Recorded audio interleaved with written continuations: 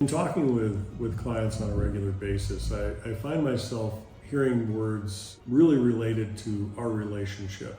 And depending on what people say, it's either emotional competence or emotional intelligence. Most times it's emotional intelligence.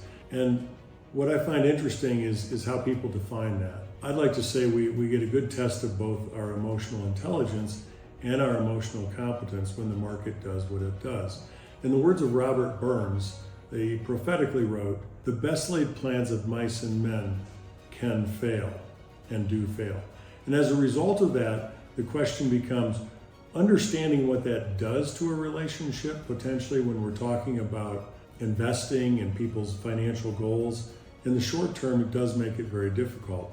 Emotional intelligence is to understand what are they thinking and how to respond to that and how to build the relationship from that. Emotional competence is to understand not only how it affects them, but how, as the advisor, one should relate to them so that we don't end up with the Mike Tyson philosophy of everybody has a plan until they get hit in the face. And the reality of that is that may be true, but there's a better way to go about investing and about managing relationships. What I've found, if we know the client, if we take the time, if we invest the time in the relationship before we ever begin the investing process, we have much better outcomes.